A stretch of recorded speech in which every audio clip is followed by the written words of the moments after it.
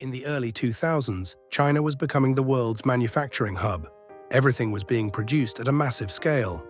But there was one problem: trust didn't exist. If you bought something online, there was always a doubt. Is it original or is it fake? And most of the time it was fake. Now here's the interesting part. Everyone knew this. Customers knew it, sellers knew it, even the platforms knew it. But no one changed it, because the system itself rewarded shortcuts. Selling fake products was easier, cheaper, and far more profitable. So naturally, most businesses followed the same path, but one man didn't. He decided to build a business based on something that didn't exist in that market: trust. And because of that decision, for years, his business struggled. While others grew fast, he moved slowly. While others made easy money, he focused on control.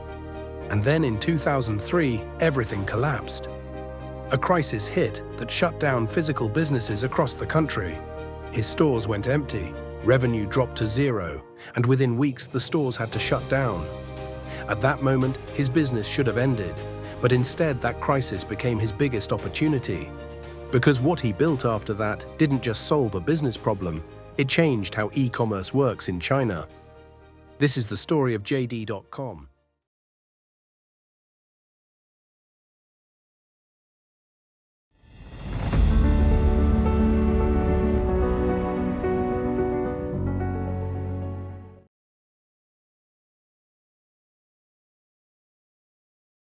The story begins in 1974, in a small rural village in Jiangsu, China, where Liu Qiangdong was born.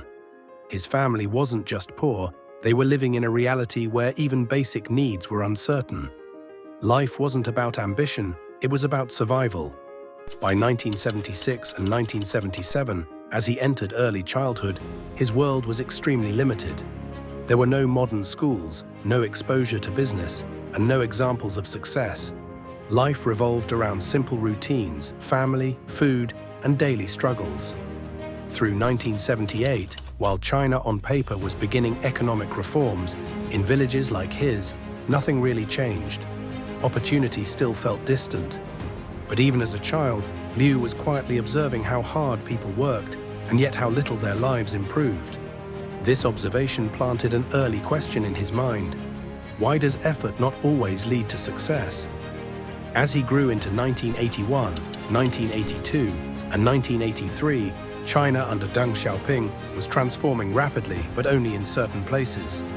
Cities were developing, businesses were emerging, and opportunities were being created. But his village remained the same. This contrast became very clear to him. Where you are born can limit how far you go. By 1986, during his school years, Liu started taking studies seriously. Not because he had better resources, but because he had a stronger reason. He had already understood something most people realize much later. Education was not just learning, it was an escape. While others treated school as routine, for him it became a mission. As he approached 1989, now entering his teenage years, his thinking had matured.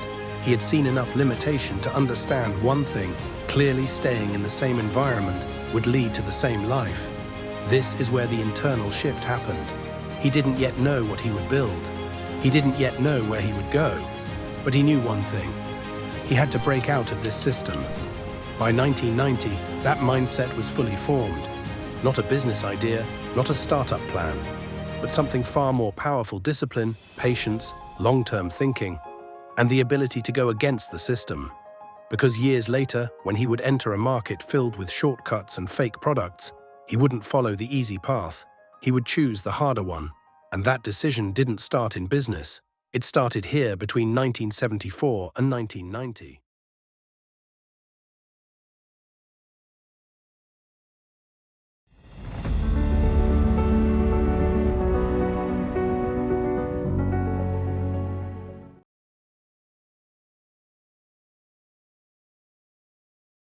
By 1990, the mindset was already clear. Liu Qiangdong knew one thing: staying in the same environment would lead to the same life. If he wanted to grow, he had to leave. In the early 1990s, around 1991 to 1992, he prepared for one of the most competitive systems in China, the university entrance exam. For most people, it was just an academic milestone. For him, it was an exit strategy. By 1992, he secured admission at Renmin University of China, a place that completely changed his environment. Beijing was different, faster, competitive, full of opportunity. But it also introduced a new reality: survival in a city required money. Between 1993 and 1995, while studying sociology, Liu didn't just attend classes. He started looking for ways to earn. That's when he made a practical decision. He taught himself programming, not out of passion, but out of necessity. This gave him two powerful advantages: financial independence, a deep understanding of systems and technology. By 1996 and 1997, he was already doing freelance tech work. For the first time, he was not just studying systems, he was interacting with them, understanding how value is created, how money flows, how problems are solved. Then came the real turning point. In 1998, instead of choosing a stable job, he opened a small physical shop in Beijing, Jingdong Multimedia, selling CDs, electronics, and computer parts. At that time, China's electronics market was dominated by one thing: fake products. Most sellers made easy money by cutting corners, selling counterfeits, maximizing profit. But Liu made a decision that went completely against the system. Only genuine products, no fakes, ever. Between 1999 and 2001, this decision slowed him down. While others expanded faster, his growth was controlled. Margins were tighter, risk was higher, and this is where the first real competition dynamic appears. Companies like Alibaba were building marketplace models, connecting buyers and sellers without owning inventory. It was faster, lighter, and easier to scale. But Liu chose the harder path. He focused on control instead of speed. By 2002, something started changing. Customers began trusting his store. Slowly, that trust turned into repeat business. By 2003, the business had grown to around 12 physical stores across Beijing. Everything seemed stable, revenue was growing, and customer trust was strong. But then the SARS outbreak hit. Within weeks, foot traffic dropped to almost zero. People stopped going outside. Markets were empty. These stores, which once generated steady income, suddenly became a burden. And for the first time, Liu faced a harsh reality. A business built on physical presence can collapse overnight. This wasn't a temporary slowdown. He had to shut down his offline model permanently.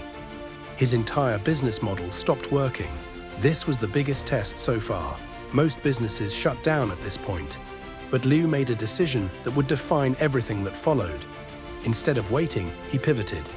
In 2003, he began experimenting with online selling. And by 2004, he made a bold move. Shut down physical stores, move completely online.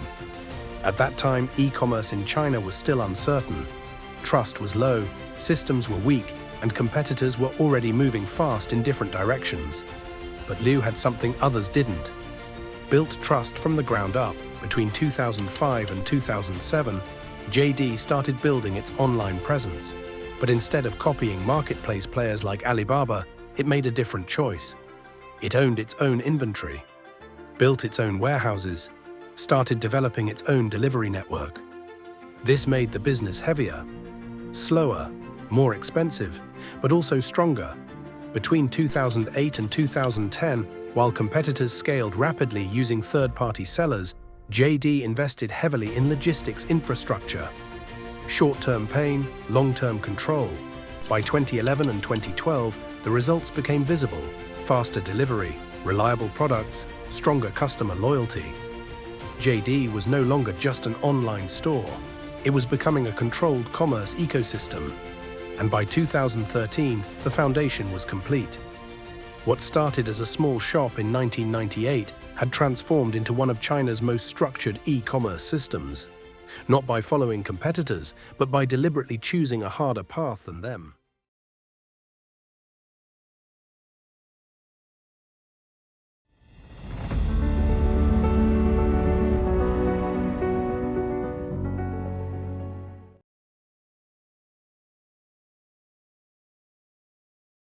By 2014, the foundation was ready. What JD.com had built over the years was no longer just a system, it had become a competitive weapon. That same year, the company took its biggest leap by going public on the Nasdaq, raising around $1.8 billion. This wasn't just funding, it was validation that JD had entered the top tier of global tech companies. In 2014 itself, another major shift happened when Tencent invested in JD and integrated it into WeChat. This gave JD direct access to hundreds of millions of users, instantly expanding its reach. From this point onward, the competition became clear. JD was now in a direct battle with Alibaba. At this stage, the market structure became clear. Alibaba dominated the e-commerce ecosystem with a marketplace model. JD positioned itself as the second largest player, focusing on control, quality, and logistics. Meanwhile, Pinduoduo emerged as a fast-growing challenger, targeting price-sensitive users with ultra-low-cost products. This created three distinct models in the market: Alibaba, platform dominance; JD, infrastructure and control; Pinduoduo, price disruption. Between 2015 and 2016, JD focused on scaling its strengths. It expanded logistics, improved delivery speed, and strengthened quality control.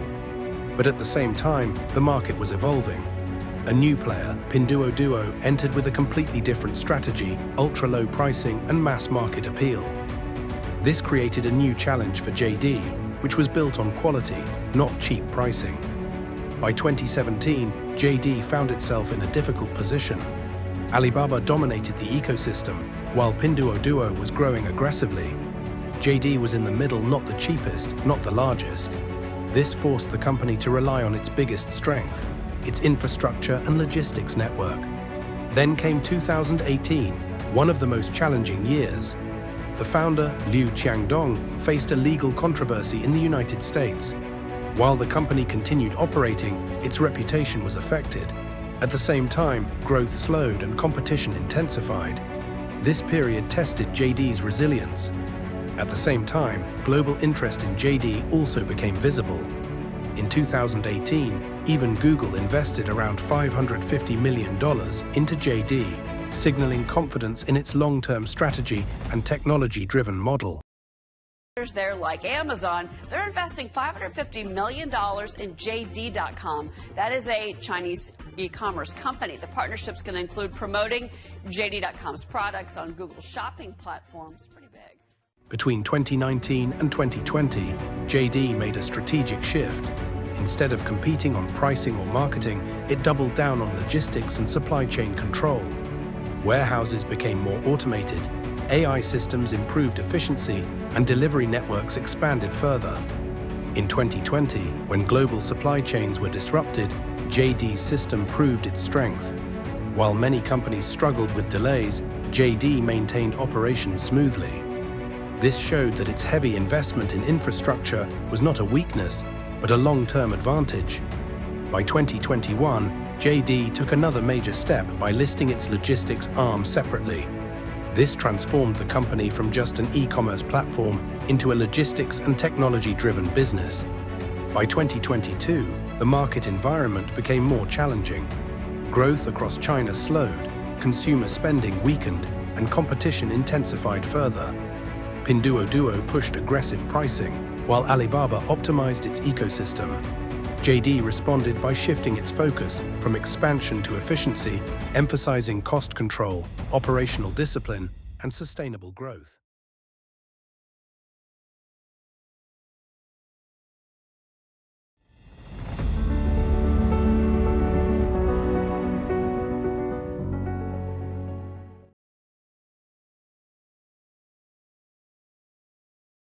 By 2022, the environment had already started changing. What was once a fast-growing e-commerce market in China began slowing down.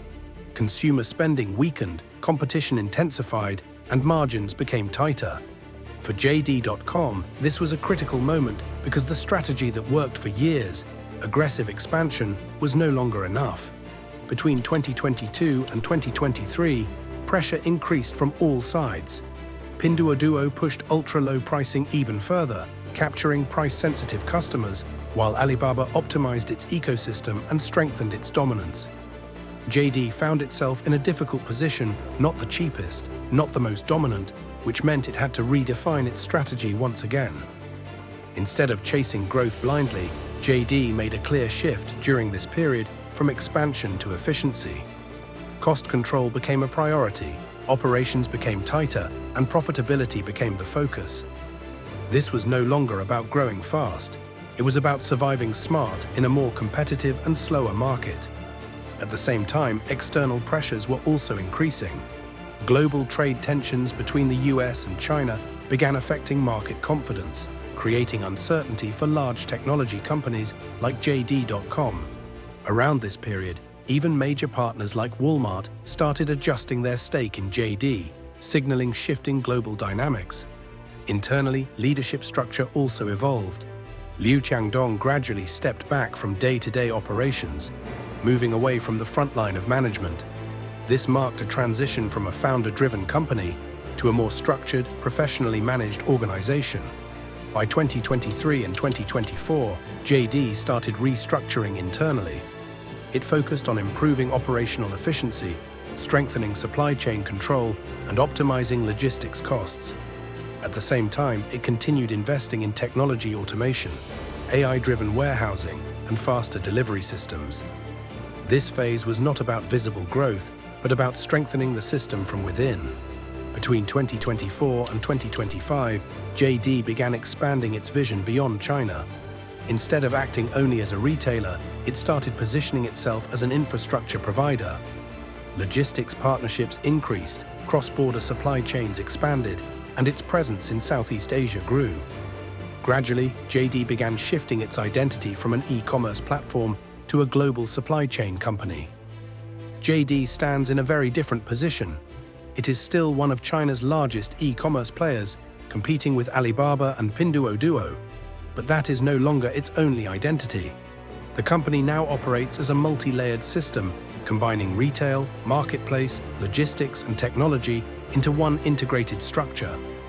Its logistics network has become one of the most advanced in the world, built over years of heavy investment, discipline, and long-term thinking. And that is what separates JD from most competitors, not just scale, but control over the entire system. Today, JD.com is no longer just an e-commerce platform. It operates through multiple business segments. JD Retail, core e-commerce platform. JD Logistics, one of the most advanced supply chain networks. JD Health, healthcare and pharmaceutical services. JD Technology, data and digital infrastructure solutions. Together, these segments generate hundreds of billions in annual revenue, placing JD among the largest technology-driven commerce companies in China. And in terms of market position, JD continues to operate as a top-tier player, competing with Alibaba while defending its position against fast-growing challengers like Pinduoduo. And that's what separates JD from most competitors, not just scale, but control over the entire system. In the end, this story is not just about JD.com. It's about a decision.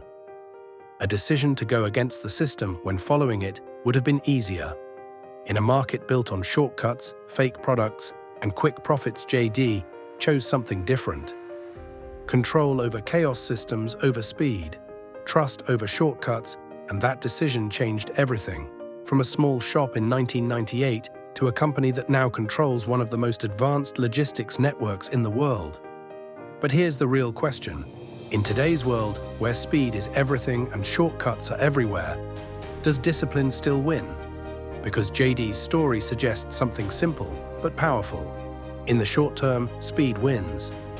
But in the long term, systems survive. If you want more stories like this, real stories of companies, power, and the decisions that shape industries, then subscribe.